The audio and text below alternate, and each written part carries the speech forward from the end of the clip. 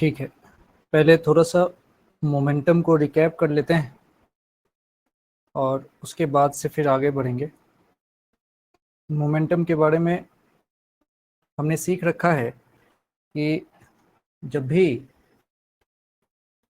हमसे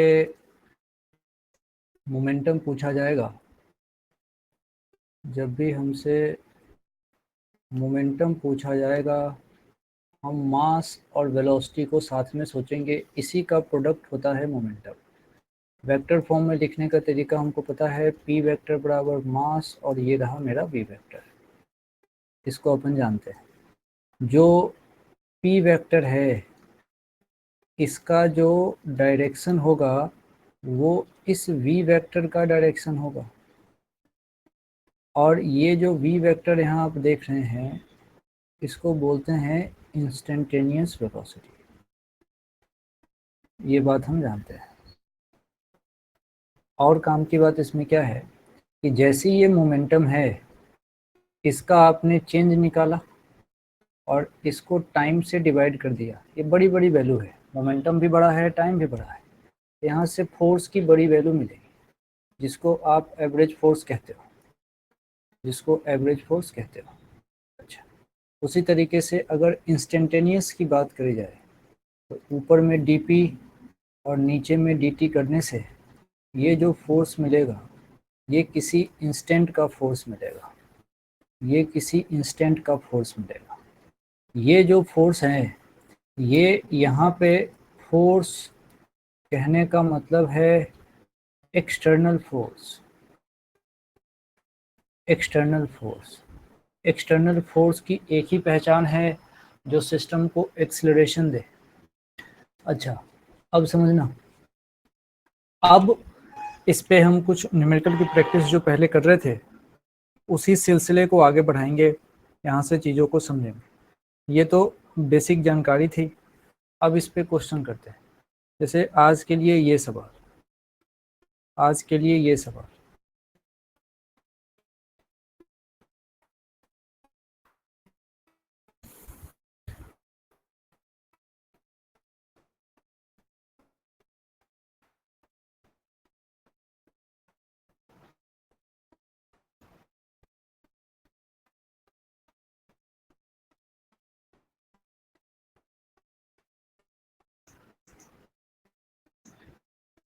देखिए क्या कह रहा है। क्वेश्चन में कहा जा रहा है कि एक बॉल है जिसका मास है 2 kg का। 2 kg का बॉल है मेरे पास, ठीक है। उसको 60 मीटर पर सेकेंड से फेंका है किसी बैट की तरफ। अच्छा, तो माना कि ये मेरे पास कुछ इस तरीके से, ये मेरे पास ऐसे ये क्रिकेट वाला बैट है और इसके तरफ तुमने किसी बॉल को फेंका। अच्छा, कैसे फेंका ये समझो। तो इसके तरफ तुमने बॉल को फेंका है और वो बॉल यहाँ है मान, और इस बॉल को इसके तरफ फेंका गया है जो यहाँ तक आया सीधा, और उसके बाद वो बॉल डिफ्लेक्ट हो गया है सीधा ऊपर की तरफ। सीधा ऊपर की तरफ वो बॉल डिफ्लेक्ट हो गया है, ऐसा क्वेश्चन ने कहा है। अच्छा, तो बॉल का जो मास है वो 2 kg का बॉल है।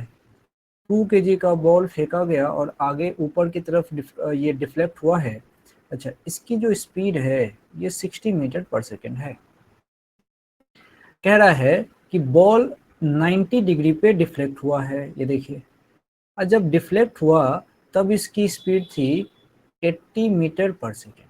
ये क्वेश्चन ने कहा है। टाइम ऑफ कांटेक्ट जो है, जो बैट से टकराने का है, वो क्वेश्चन के अकॉर्डिंग 2 सेकेंड का है। तो टाइम ऑफ कांटेक्ट बराबर 0.2 सेकेंड। टाइम देगा तो मोमेंटम के चेंज निकालते ही उसको टाइम से डिवाइड करूंगा और मुझे एवरेज फोर्स मिलेगा। पूरा हिंट मेरे मन में आ गया कि मुझे एवरेज फोर्स पूछा है। तो मैं जानता हूँ एफ एवरेज का सीधा मतलब है कि आपको किसी तरीके से चेंज इन मोमेंटम निकालना है। अच्छा, मजे की बात यह है कि मैग्नीट्यूड पूछा है, तो एफ एवरेज का मैग्नीट्यूड, मतलब आप डेल्टा पी का मैग्नीट्यूड निकालें और उसको टाइम से डिवाइड कर दें, डेल्टा पी के मैग्नीट्यूड को टाइम से डिवाइड कर दें। अच्छा, आते समय हमेशा मोमेंटम में एक बात ध्यान रखनी है, ये जो मोमेंटम होता है ये होता है वेक्टर, और वेक्टर कोई चीज़ है तो हमेशा इसको जब भी लिखो आई कैप और जे कैप के साथ लिखिए।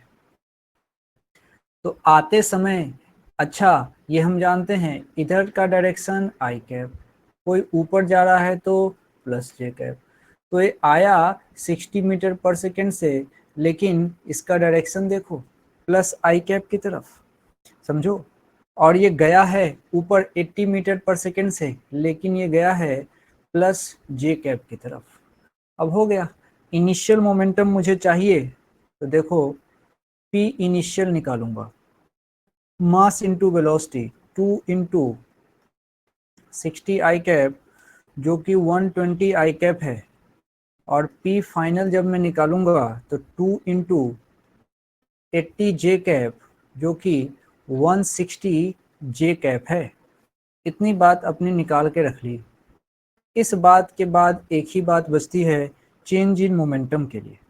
तो मैं पहले डेल्टा पी वेक्टर निकाल लेता हूँ, जो P final minus P initial करके आएगा।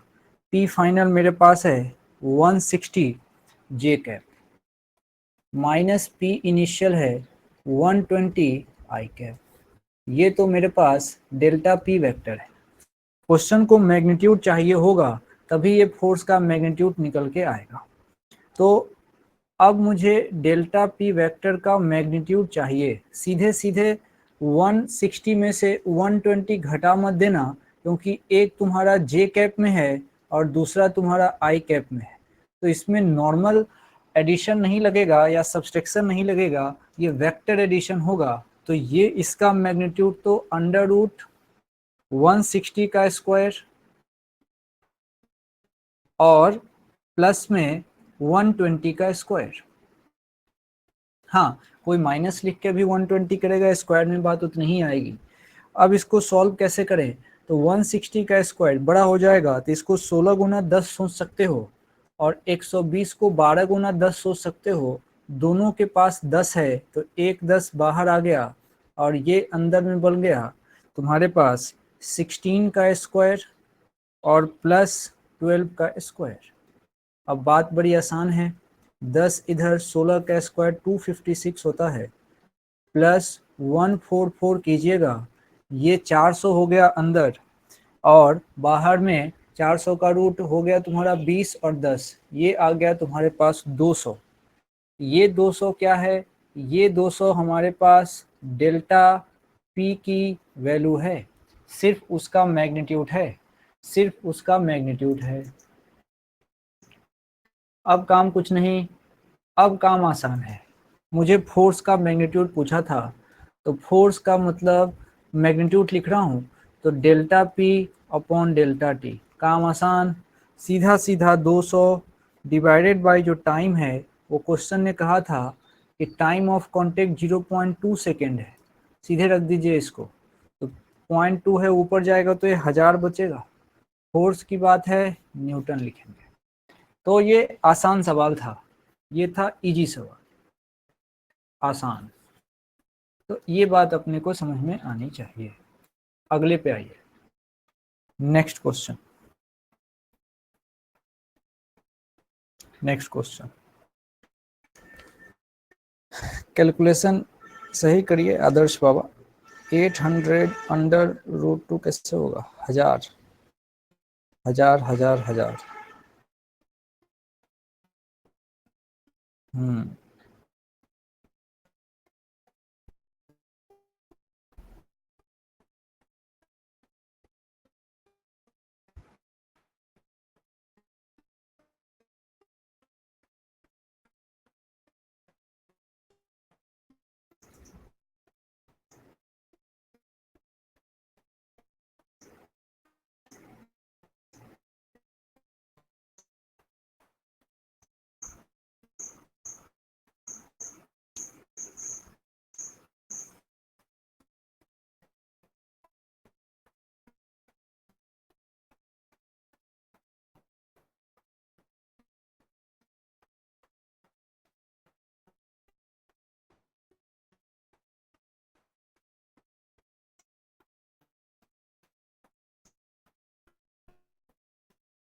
देखो, इसने हमसे क्वेश्चन ने हमसे पूछा क्या है, तो क्वेश्चन ने हमसे फिर से एवरेज फोर्स के बारे में पूछने की कोशिश करी। एवरेज फोर्स, एक ही नियम है कि मेरे से जब भी एवरेज फोर्स पूछा जाएगा तो मैं चेंज इन मोमेंटम अपॉन उसके हिस्से का टाइम लिखूंगा, तभी बात बनेगी। Change in momentum upon time लिखूंगा तभी बात बनेगी। और डेल्टा पी के लिए मुझे कौन कौन चाहिए? डेल्टा पी के लिए देखिए, अगर डेल्टा पी सबसे पहले वेक्टर फॉर्म में निकालना चाहिए आपको, उसके लिए पी इनिशियल चाहिए और उसके लिए पी फाइनल चाहिए। ये दोनों आपको चाहिए, ये दोनों आपको चाहिए। ये इस तरीके से बात बनेगी। हमेशा डायरेक्शन के हिसाब से सोचना चाहिए। एवरेज फोर्स की अगर पूरी बात करोगे तो ये रहा डायरेक्शन के साथ, मैग्नीट्यूड की बात करोगे तो सिर्फ मैग्नीट्यूड सोच सकते हैं। अच्छा, अब देखो इनिशियल मोमेंटम यहाँ समझते हैं। सबसे पहले इसकी ए से बी चला है, ये इनिशियली इसकी टेंडेंसी इधर तरफ जाने की थी, तो इनिशियल इसकी वेलोसिटी की कोई बात करे तो वो कहेगा ये है। अच्छा, अब ये गया किस वेलोसिटी से है, तो क्वेश्चन ने कहा है v वेलोसिटी से गया है, तो ये वेलोसिटी इसकी v है। पूरा नाम कहूंगा तो v नहीं, v आई कैप कहना सही रहेगा। अब जब वो b पॉइंट पे आया तो इसकी वेलोसिटी जो है ये इस डायरेक्शन में हो गई है। हाँ, स्पीड सेम है, मतलब v v ही है, लेकिन डायरेक्शन इसका माइनस का आई कैप हो जाएगा, माइनस का आई कैप हो जाएगा। ये बात समझ में आनी चाहिए, पहली बात। दूसरी बात कि ये जो यहाँ से लेके यहाँ तक का जो रास्ता है, ये जो रास्ता है, इस रास्ते का डिस्टेंस ये सेमी सर्कल है, समझिएगा। ये जो डिस्टेंस है ये सेमी सर्कल है, ये समझ में आना चाहिए। सेमी सर्कल मतलब इसका डिस्टेंस कितना, 2 पाई आर का आधा मतलब पाई आर। अच्छा, तो ये बात अगर मुझे समझ में आ गई तो मुझे टाइम भी पता लग जाएगा। कैसे समझना, इसमें टाइम कितना लगेगा, चूंकि स्पीड कांस्टेंट है तो एक्सेलरेशन की बात होगी ही नहीं, तो टाइम बराबर सिंपल इसके हिस्से का डिस्टेंस और इसके हिस्से की स्पीड से बात बन जाएगी। और यही टाइम तुम्हारे लिए डेल्टा टी का काम करेगा। और डिस्टेंस तुम यहाँ कह सकते हो पाई आर, और स्पीड इसकी कितनी है, तो स्पीड आप जानते हैं v स्पीड से गया है, तो डेल्टा टी तो निकल के आ गया। चलिए, एक काम पूरा। अब मुझे कोई p इनिशियल बताए तो बात बन जाएगी। देखिए, गौर से देख लीजिए, मैं यहाँ लिख रहा हूँ। अच्छा, जो मेरा p इनिशियल बन के आएगा वो देखिए, ये सिचुएशन इनिशियल का है। अच्छा, तो उस समय बॉडी आगे जा रही है। अच्छा, मास की जहां तक बात है तो मास m है, मास की कोई टेंशन नहीं, इसका मास कितना है, m है। तो अब ये m v और साथ में आई कैप, ये इनिशियल हो गया। ठीक है भाई, फाइनल का क्या, तो फाइनल उस इंस्टेंट पे mass into velocity direction minus का आई कैप, ये फाइनल हो गया। अब लड़ाई सिंपल है कि मुझे डेल्टा पी वेक्टर चाहिए, तो मुझे पी फाइनल में से पी इनिशियल को घटाना है बड़े आराम से। पी फाइनल मेरे पास माइनस में है, देखिए पी फाइनल ये रहा minus M V I cap, तो ये रहा minus M V I cap minus P initial, P initial देख लो एम वी आई कैप, तो ये आ गया तुम्हारे पास एम वी आई कैप, दोनों माइनस ऐड होंगे, तो ये बन गया मेरे पास minus 2 MV I cap. Minus 2 MV I cap का मतलब क्या है, इसका मतलब है कि ये वैल्यू लिखी हुई है 2 MV, जो इसका मैग्नीट्यूड है, और डायरेक्शन क्या है, तो माइनस का आई कैप। इसका मतलब मेरे से कोई कहेगा कि बताओ इस डेल्टा पी वेक्टर का मैग्नीट्यूड कितना है, तो मैं कहूँगा 2 MV। ठीक है, अब जब इतनी बात हो गई है तो अब जरा इसका फाइनल आंसर यहाँ ले आते हैं। तो फाइनल आंसर क्या है, मेरे से फोर्स पूछा है, फोर्स का सिर्फ मैग्नीट्यूड पूछा है, तो F बराबर डेल्टा पी का मैग्नीट्यूड और डिवाइडेड बाय जो इसके हिस्से का टाइम आया। डेल्टा पी का मैग्नीट्यूड तुम 2 MV देख रहे हो और टाइम हमने पहले यहाँ निकाल लिया है, ये देखिए पाई आर बाई वी, इसको यहाँ पुट कर दीजिए, ये आ गया पाई आर बाई वी, ये v ऊपर जाके v स्क्वायर बन जाएगा और नीचे नीचे हमारे पास देखिए v स्क्वायर, थोड़ा अलग लिख देता हूँ, इसको अलग लिख देता हूँ, देखिए क्या हो गया है, ये बन गया पूरा, ये बन गया 2mv² और नीचे तो पाई आर हमारा है ही सही। तो ये जो डाटा है यही मेरा आंसर है, यही मेरा आंसर है। इस तरीके से बात समझ में आनी चाहिए। आसान है। क्वेश्चन की खासियत ये थी कि इस क्वेश्चन में हमको टाइम नहीं दिया था, बिना टाइम दिए हमसे एवरेज फोर्स पूछा। इस क्वेश्चन में खासियत ये है कि टाइम नहीं पता था, टाइम नहीं पता। तो टाइम नहीं पता तो क्या करेंगे, सिर्फ और सिर्फ दिमाग लगाया, काइनेमेटिक्स का बेसिक लगाया 7th क्लास, और 7th क्लास के हेल्प से हमने टाइम निकाल लिया। ये किस क्लास में पढ़ते हैं, ये 7th में ही तो पढ़ते हैं, 7th क्लास का ही कॉन्सेप्ट है ये देखिए, टाइम बराबर डिस्टेंस अपॉन स्पीड, ऐसे। तो इसको ध्यान रखा जा सकता है। अब जो टारगेट है, अब हम ये पढ़ने जा रहे हैं, हम अब पढ़ने जा रहे हैं कैलकुलेशन ऑफ फोर्स अलग अलग सिचुएशन में, किस तरीके से फोर्स की बात करें अलग अलग सिचुएशन में। तो फोर्स के लिए तो एक ही नियम है कि मुझे फोर्स निकालने के लिए मुझे चेंज इन मोमेंटम निकालना ही पड़ेगा। ये बात समझ में आनी चाहिए कि भाई फोर्स चाहिए तो फोर्स के लिए चेंज इन मोमेंटम जरूरी है। तो आप फोर्स के लिए पहले तो चेंज इन मोमेंटम पता करो, फोर्स के लिए पहले तो चेंज इन मोमेंटम पता करो, बिना इसके बात बनेगी ही नहीं। फोर्स के लिए पहले तो चेंज इन मोमेंटम पता करो, ठीक है। इस बात का ध्यान रखें, इस बात का ध्यान रखें। आइए अगली कहानी समझाता हूं जो मेन बात है इसमें।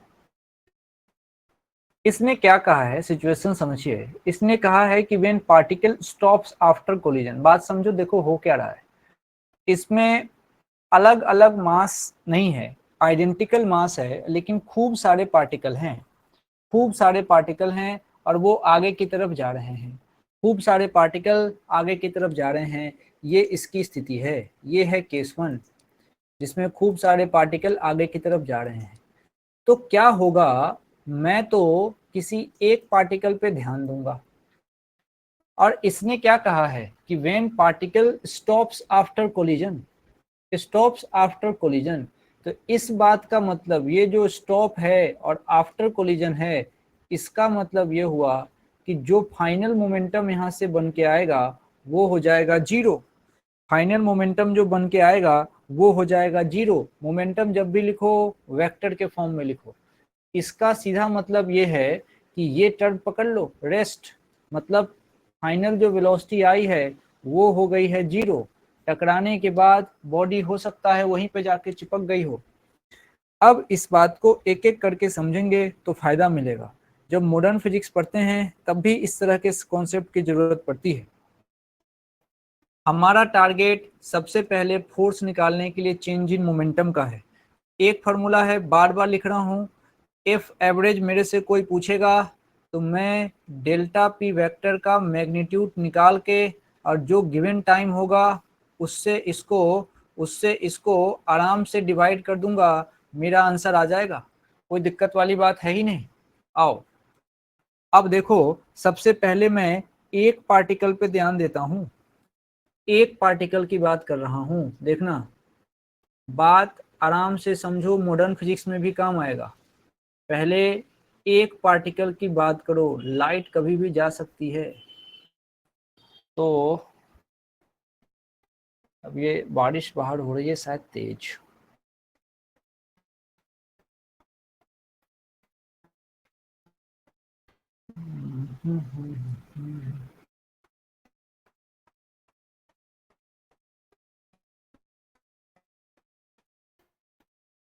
चलिए अभी तो ठीक ठाक है। अब एक पार्टिकल की बात करते हैं। एक पार्टिकल कहने का मतलब है कि सबसे पहले उस सिंगल पार्टिकल के लिए तुम मुझे इनिशियल मोमेंटम की बात करो तो मैं कहूँगा कि मास इनटू वेलोसिटी, ठीक है, mv। डायरेक्शन जरूरी है तो तुम कहोगे कि जा रहा था तो प्लस आई कैप, क्योंकि जब ये जा रहा था तो इधर का डायरेक्शन प्लस आई कैप होगा। मैं तो सिर्फ एक पार्टिकल की बात कर रहा हूँ। ओके, तो इससे एक बात समझ में आ गई, कोई दिक्कत नहीं है। अच्छा, अब उसी पार्टिकल के लिए फाइनल मोमेंटम की बात करो तो फाइनल मोमेंटम हो जाएगा उसका 0, क्योंकि क्वेश्चन में कहा है कि पार्टिकल उधर जाके रेस्ट पे आ गया है या फिर स्टॉप है। Okay, no problem. अब मैं क्या करूंगा, सबसे पहले मैं यहां से डेल्टा पी की बात करूंगा वेक्टर फॉर्म में। तो उसके लिए मुझे फाइनल माइनस इनिशियल करना पड़ेगा। तो पी की फाइनल वैल्यू में से पी की इनिशियल वैल्यू घटा लेते हैं। फाइनल तो हमारा 0 है, तो डेल्टा पी वेक्टर की बात यहाँ चल रही है। फाइनल 0 है और इनिशियल जो गया था वो देख लीजिए, वो M V plus I cap गया था। तो जो गया था वो ऐसा था, एम वी आई कैप। तो डेल्टा पी वेक्टर जो मेरा निकल के आया वो आराम से आ गया मेरे पास माइनस का एम वी आई कैप।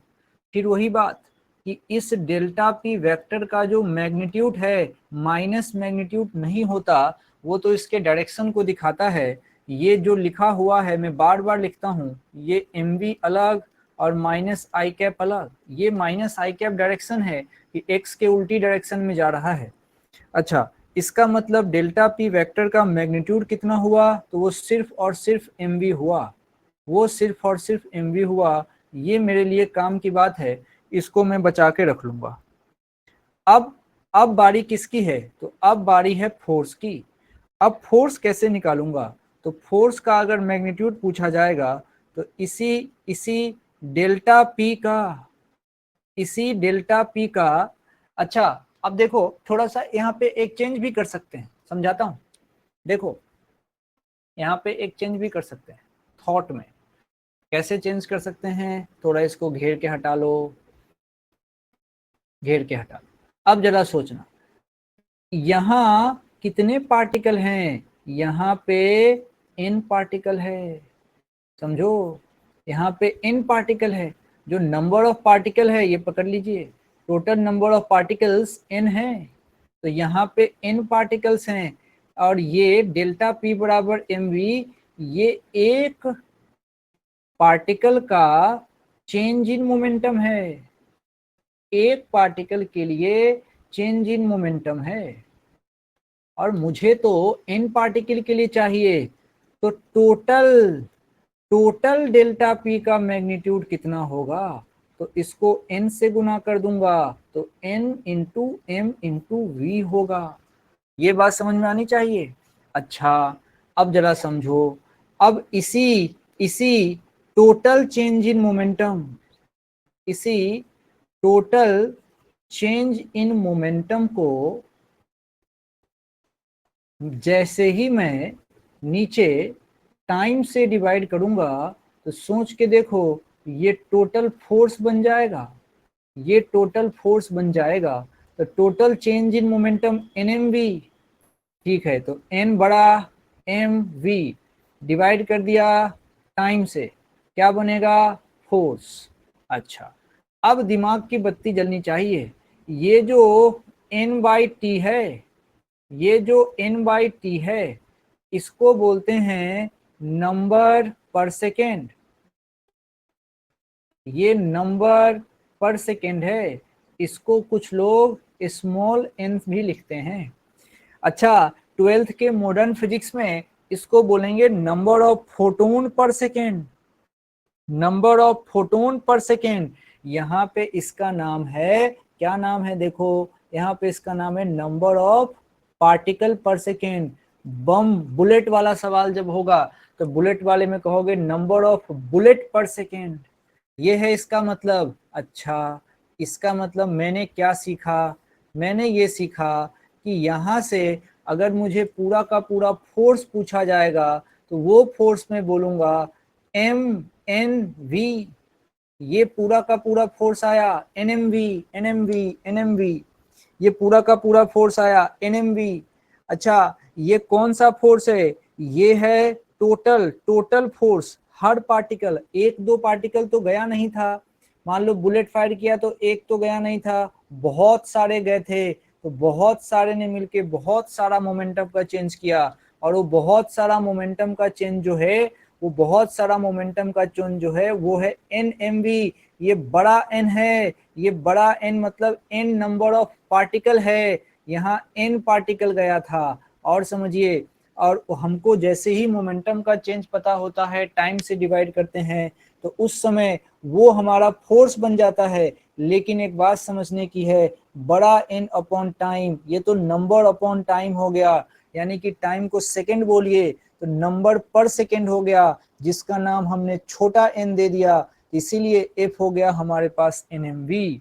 यानी कि जब पार्टिकल जाए, टकराए, रुक जाए, तो हमारा जो फोर्स लगता है वो होता है एनएमवी। छोटा एन को हमेशा ध्यान रखो, नंबर ऑफ पार्टिकल स्ट्राइकिंग पर सेकेंड ऐसे बोलते हैं इसको। स्टेप फिक्स है, पहले एक का मोमेंटम निकालो, फिर सबका मोमेंटम निकालो, फिर टाइम से डिवाइड करो, काम बन जाएगा।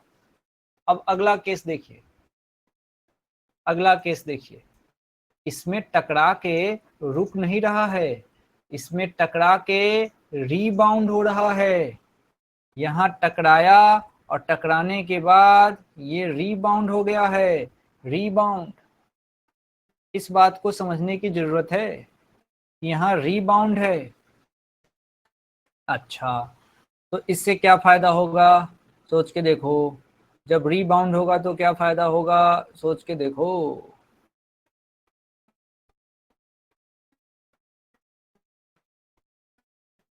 इसमें भी वही काम करो, आपको बताना है फोर्स कितना लगा, रीबाउंड हो रहा है। बिल्कुल एक एक चीज समझिए। सबसे पहले मुझे पी इनिशियल चाहिए। हम सबसे पहला काम क्या करेंगे, एक पार्टिकल की बात करेंगे। एक पार्टिकल पहले, ये तुम्हारा स्टेप 1 है, पहले एक पार्टिकल।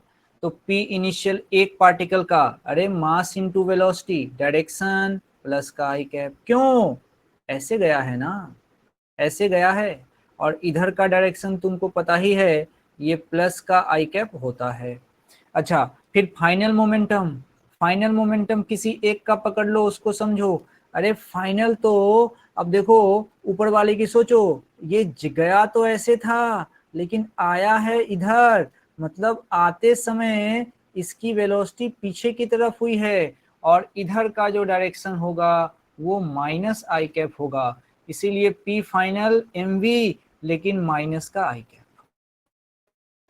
तो बस पी फाइनल पी इनिशियल होते ही काम बन जाता है। अब पी फाइनल पी इनिशियल होते ही मुझे डेल्टा पी वेक्टर चाहिए, तो मैं पी फाइनल में से पी इनिशियल को घटाऊंगा, और पी फाइनल मेरे पास है माइनस का एम वी आई कैप, और पी इनिशियल है मेरे पास एम वी आई कैप, दोनों को सॉल्व करूंगा तो मेरे पास बात आई कि डेल्टा पी वेक्टर माइनस का 2mv आई कैप, जिसको मैं लिख सकता हूँ 2mv पहले और माइनस का आई कैप बाद में, जिसमें से ये जो 2mv है यही मैग्नीट्यूड बन जाता है।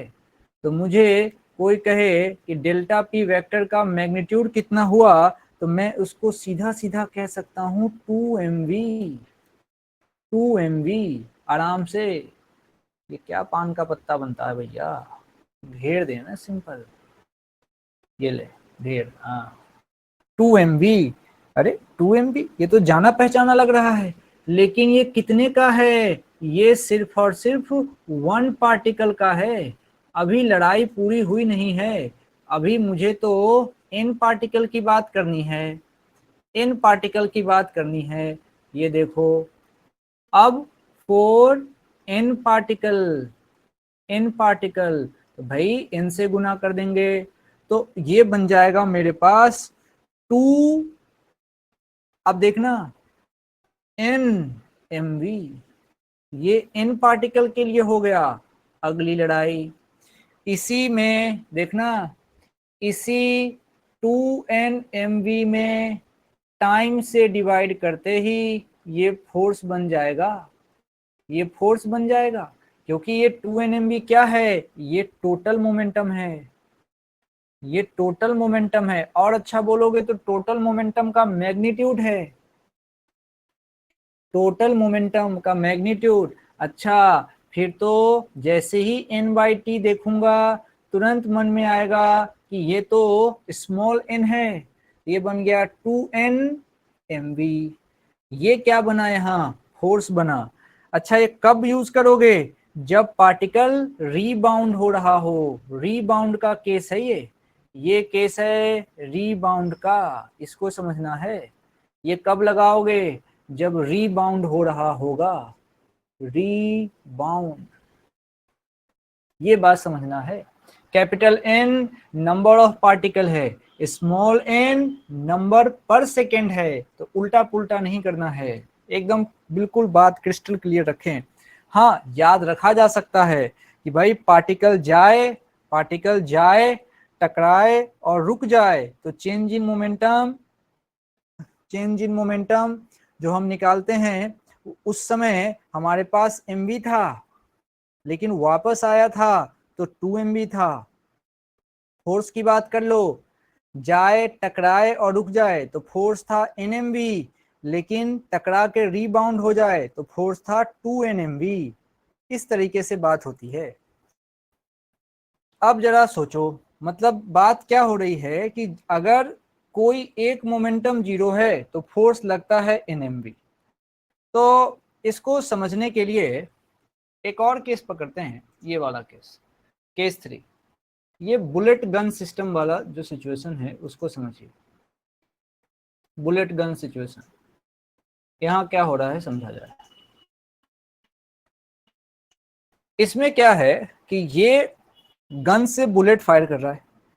इनिशियल स्टेज में बुलेट तो इस गन के अंदर होगी, तो इनिशियल स्टेज में जब मेरे से पूछा जाए कि भाई इस समय में तुम पी इनिशियल बताओ, तो मैं तो उसको कहूंगा 0। ये बात पे विचार करो कि पहले तो बुलेट, पहले जो ये बुलेट बाहर निकाल रहे हो वो सबसे पहले तो इस बंदूक के अंदर है और उसकी वेलोसिटी 0 है।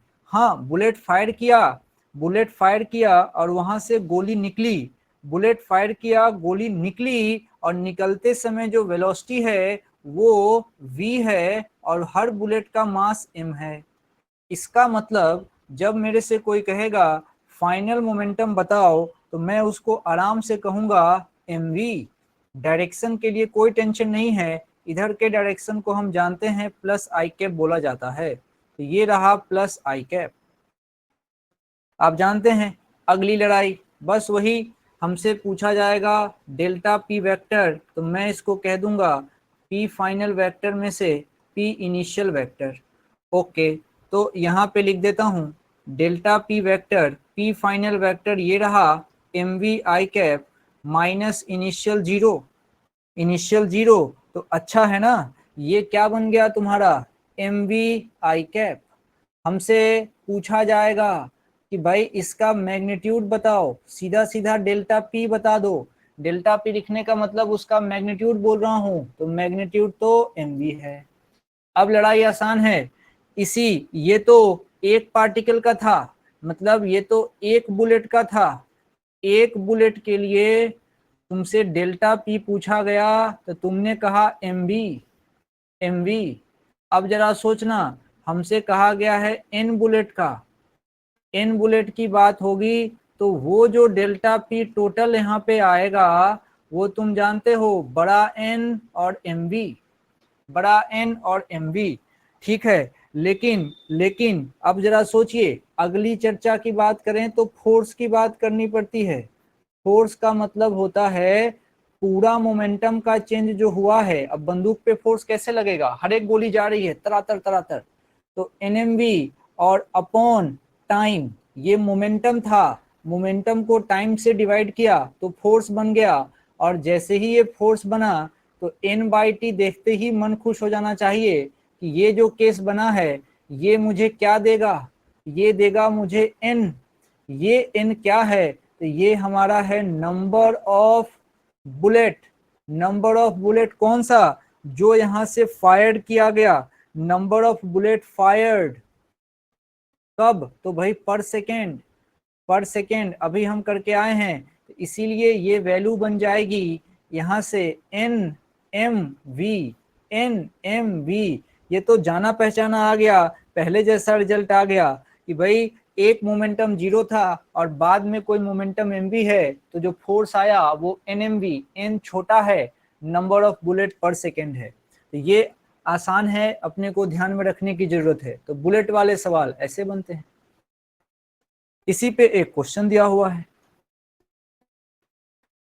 इसी पे एक क्वेश्चन दिया हुआ है।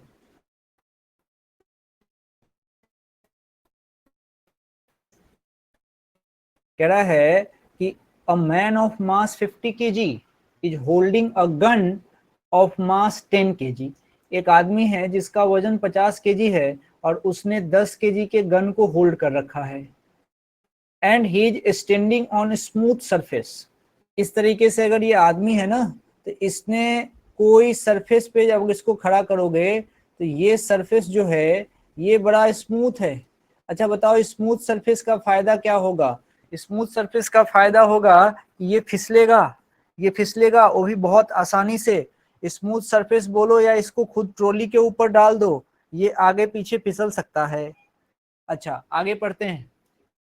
आगे कह रहा है, एक तो स्मूथ सरफेस बोला, उसके बाद से आदमी का मास 50 kg बोला, आदमी का मास 50 kg बोला, गन का मास 10 kg बोला, वो फायर करता है, ये अच्छी बात है समझना, ही फायर्स 120 बुलेट्स पर सेकेंड। ये एक तरीके से तुमसे छुप के स्मॉल एन दे रखा है पर सेकेंड, और हर एक बुलेट का मास मात्र 50 ग्राम है। आपको ग्राम को केजी में बदलना आना चाहिए। और देखो वेलोसिटी 100 मीटर पर सेकेंड है, किसकी? हर एक बुलेट की जो वो फायर करता है। अब पूछा क्या है हमसे? हमसे पूछा है कि उस आदमी और गन का जो सिस्टम है, जो उसने पकड़ रखा है, मैन प्लस गन का जो सिस्टम है, दोनों मैन प्लस गन का जो सिस्टम है, उसका एक्सीलरेशन बताओ। कुल मिला के बात यह है, 50 केजी का आदमी 10 केजी के गन को लेके 120 बुलेट पर सेकेंड फायर कर रहा है, जिसमें हर बुलेट का मास 50 ग्राम है, हर बुलेट की वेलोसिटी 100 मीटर पर सेकेंड है। तो उस आदमी और गन पे के ऊपर जो एक्सीलरेशन लगेगा पीछे की तरफ, क्योंकि उस पे झटका लगेगा पीछे, तो उस पे जो पीछे की तरफ एक्सीलरेशन लगेगा उसकी वैल्यू इसने पूछी है। सही बात है, 10 मीटर पर सेकेंड आएगा। थोड़ा सा मैं इसको इलेबोरेट कर देता हूं। अब देखिए, इस आदमी ने ऐसे गन ताना हुआ है बढ़िया तरीके से, और वो यहां से बुलेट फायर कर रहा है।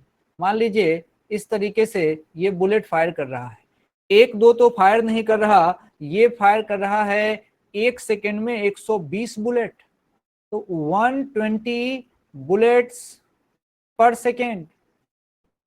अच्छा मतलब ये स्मॉल एन गिवन है, स्मॉल एन गिवन है। ये आदमी का वजन 50 केजी है, और इसने जो गन होल्ड किया है, ये जो गन है, इस गन का जो वेट है, वो गन का वेट जो है वो 10 केजी है। अच्छा ये जो बुलेट यहां से निकाल रहा है, ये बुलेट, इस बुलेट का भी वेट अपने को पता है, और वो है 50 ग्राम। उसको केजी में बदल लेते हैं, तो 50 नीचे 1000, इतने केजी का एक बुलेट है। ये तो इसकी कहानी है। अब देखो जब ये इसको फायर करेगा तो इसको पीछे की तरफ फोर्स लगेगा, ये पीछे लगेगा, इस पे बैकवर्ड फोर्स, झटका, झटका, बैकवर्ड फोर्स जो पीछे लगेगा। इस बैकवर्ड फोर्स के कारण, अब गन उसके हाथ में है, गन उसके हाथ में है, तो गन पे जितना फोर्स लगेगा उस इंसान पे भी लगेगा, दोनों अब एक हैं, गन प्लस आदमी एक हो गए, तो पीछे की तरफ जो झटका लगेगा बैकवर्ड फोर्स, इसके कारण पीछे की तरफ ही लगेगा बैकवर्ड एक्सीलरेशन।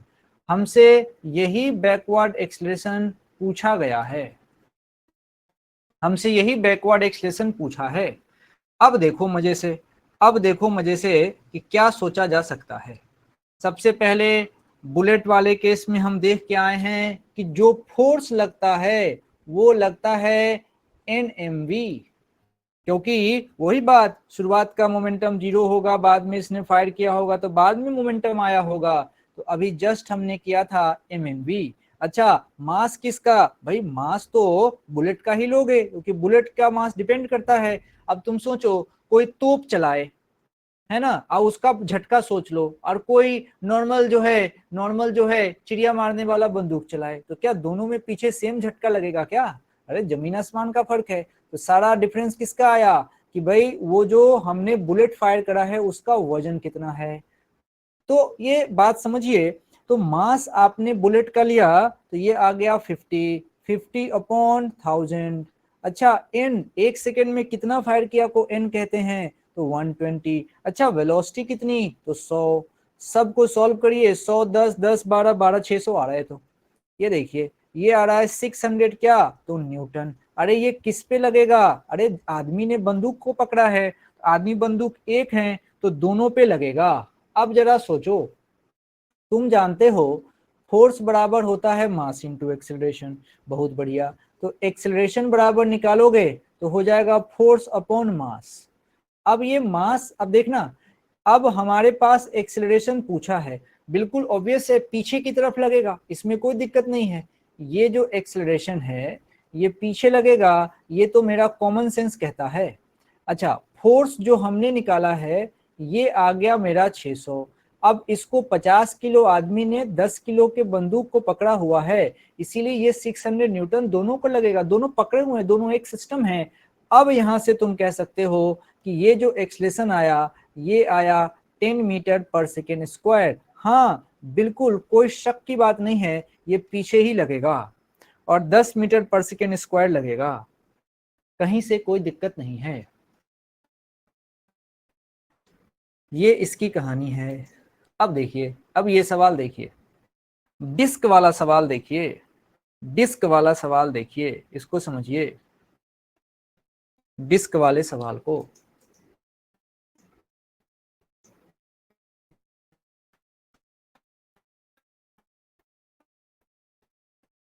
क्वेश्चन पहले पढ़ लो।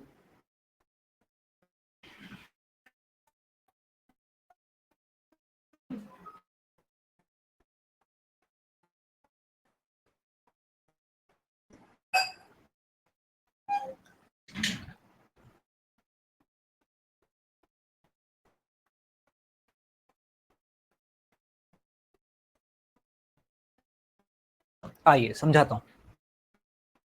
इसने कहा है, बिल्कुल फिल्मी स्टाइल में एक आदमी है जो डिस्क है 1 kg का, वो चाहता तो हाथ से भी पकड़ सकता था, लेकिन कहा कि नहीं, मैं तो जमीन पे लेट जाऊंगा और ऊपर गोली चलाऊंगा उसमें। ठीक है भाई, अच्छी बात है, ऐसे ही कर लो। और ये कह रहा है कि मैं डिस्क को ऐसे रोकूंगा कि भाई क्या करूंगा, उसकी बदमाशी देखो। वो कह रहा है कि भाई ये डिस्क हवा में है, पहली बात, डिस्क हवा में है और डिस्क का मास m है। ठीक है, अब डिस्क का मास m है, चलो इस डिस्क को मैं एक पॉइंट से रिप्लेस कर देता हूं और इसका मास m है, तो जरा सोचो नीचे कितना फोर्स लगेगा, ये लगेगा mg। ठीक है, अब अच्छी बात है, डिस्क को पॉइंट से रिप्लेस कर दिया, नीचे लगेगा mg। लेकिन उस आदमी की बदमाशी देखो, ये तो चलो ठीक है, डिस्क हवा में था और इस तरीके से ये लगेगा। आदमी कह रहा है कि भाई पहले तो डिस्क का मास कितना है, क्वेश्चन कह रहा है 1 kg। Okay, no problem. Floating horizontally in air, photo बना दिया। अब कह रहा है कि इसको फ्लोट तो कराना है, लेकिन ये हवा में रुकेगा कैसे, तो भाई इसके ऊपर गोली चलाओ। कैसे गोली चलाओ, तो शर्त है कि 0.05 kg का इसके ऊपर गोली चलाओ, और कैसे चलाओ, 10 बुलेट पर सेकंड चलाओ, 1 सेकंड में इसके ऊपर 10 गोली फायर करो।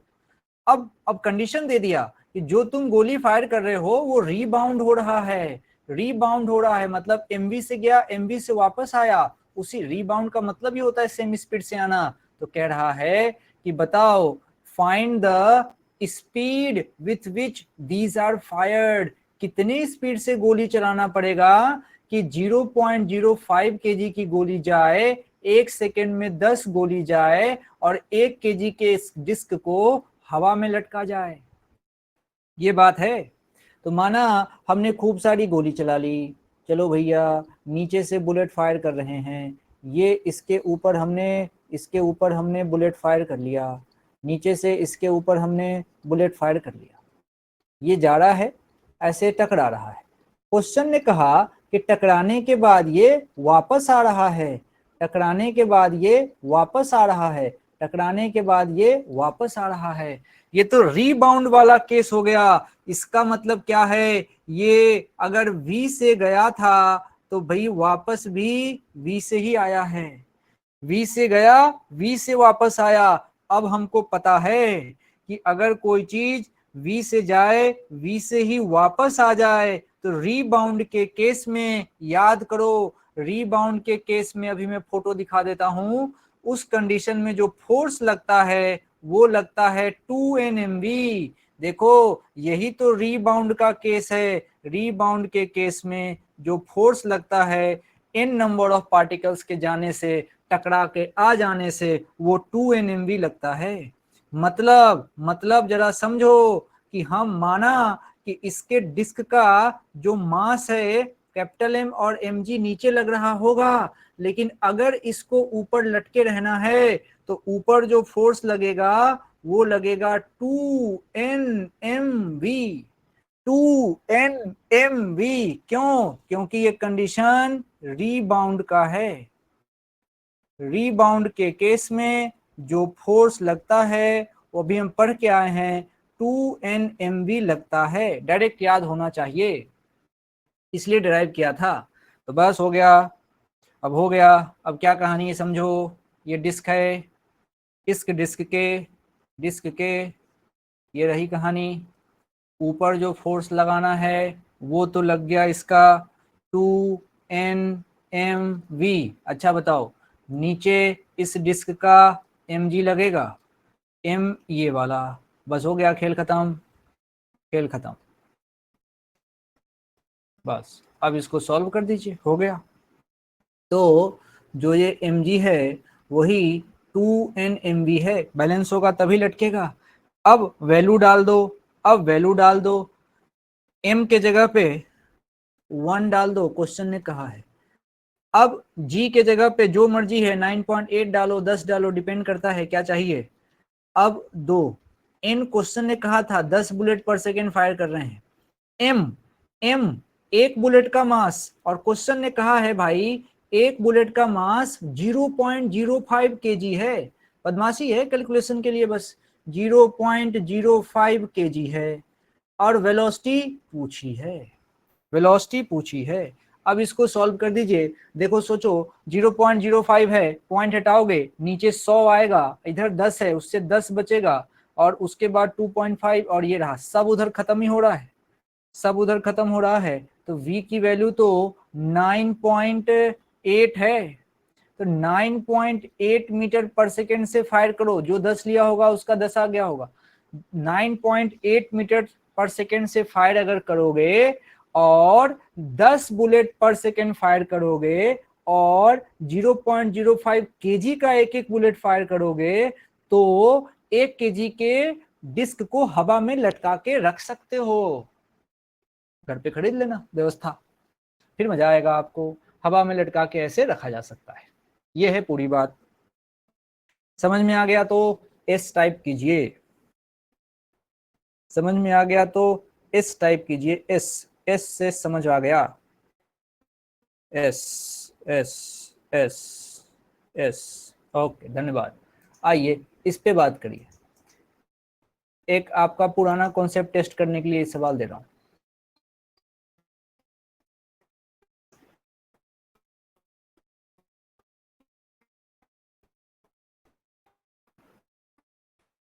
आज के लिए मोमेंटम के लिए ये आखिरी सवाल है। अब जो मंडे को क्लास लगेगी तो उसमें एक तुम्हारा आईक्यू टेस्ट करने के लिए एक मैथ्स का सवाल दूंगा, और उसके बाद से पढ़ाऊंगा इम्पल्स, उसके बाद से पढ़ाऊंगा इम्पल्स। बड़ा ही इंपॉर्टेंट सेक्शन है इम्पल्स सीखना। आइए, सवाल आपने पढ़ लिया है। कह रहा है बॉल ऑफ मास 0.5 kg जो कि 12 मीटर पर सेकेंड से चल रहा था, और वो जाके स्ट्राइक करता है दीवार पे at 30 degree angle with the wall, with the wall, ठग दिया, देखो कंफ्यूज कर दिया। एंगल जो दिया है 30 डिग्री, ये विथ द वॉल दिया है, with the wall, with the wall वाला एंगल मत लो ना, ये समझ में आना चाहिए। विथ द वॉल वाला एंगल मत लेना। ये बात समझने के लिए सवाल दिया है, ये बात समझने के लिए सवाल दिया है। √3 लेके आना बेवकूफ। मैंने कहा ना विथ द वॉल वाला एंगल नहीं लेना है। हाँ 60 डिग्री लेंगे, 30 डिग्री तो ये ठगने के लिए दिया है विथ द वॉल। √3 कहां से लेके आओगे? विथ द वॉल वाला एंगल नहीं लेना है, दिमाग साथ में लेके बैठो। ये दीवार है, अच्छा, उस दीवार में पहले तो एक नॉर्मल खींचो, खींच दिया, उसके बाद से बॉडी इसके पास से जाने का है, फिर टकरा के ऐसे आ जाने का है। अब देखना, क्वेश्चन ने ठग दिया, क्वेश्चन ने ये एंगल दिया 30 डिग्री, 30 डिग्री मेरे काम का नहीं है। मैं तो नॉर्मल से देखूंगा एंगल, मेरा ये है नॉर्मल, मैं तो नॉर्मल से एंगल देखूंगा, पढ़ के आया हूं। तो ये एंगल 60 डिग्री। अच्छा, कह रहा है कि 30 पे गया और 30 पे आया। ओहो, 30 पे गया था दीवार के साथ और 30 पे निकल गया दीवार के साथ, तो मैं तो समझूंगा 60 पे गया था नॉर्मल के साथ और 60 पे निकल गया वहां। ये है बात, तो बस हो गई कहानी। ये तो जाने का स्टाइल, ये जाने का स्टाइल, ये जाने दीजिए, और ये टकरा के वापस आने का। अब ये इसको आने दीजिए। ये है कहानी, ये है कहानी। अब आप समझिए, हमारे काम का जो थीटा है वो 60 डिग्री, ये यूज करो, ये यूज करो, ये समझना है। अच्छा ठीक है भाई, अब क्या करें?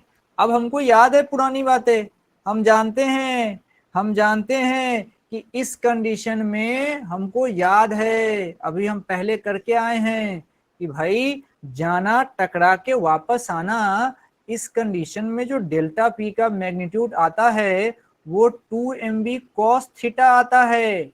ये मुझे याद है, पहली क्लास से सीखा है। और थीटा 30 डिग्री लेने वाले गधे हैं, थीटा लिया जाएगा 60 डिग्री। तो बस हो गया, काम खत्म। ये आ गया 2mv cos 60, cos 60 1/2, 1/2। तो ये कहानी आ गई simple simple, 2mv, v cut गया, तो देखो क्या बच गया, 2mv cos 60 1/2, 2 से 2 हटा दीजिए, तो यहां से डेल्टा पी की वैल्यू आ रही है दोस्तों mv, डेल्टा पी की वैल्यू आ रही है mv। अब सोचो, फोर्स पूछा है, मैं भी जोर से बोल रहा हूं और बारिश भी जोर से है, फोर्स पूछा है और कौन जीतेगा पता नहीं, लाइट भी जा सकती है, देखते रहो। फोर्स पूछा है तो क्या होगा, फोर्स पूछा है delta P upon delta T. आज मैंने खिड़की वगैरह भी खोल रखा है तो बारिश भी जोरदार फॉर्म में।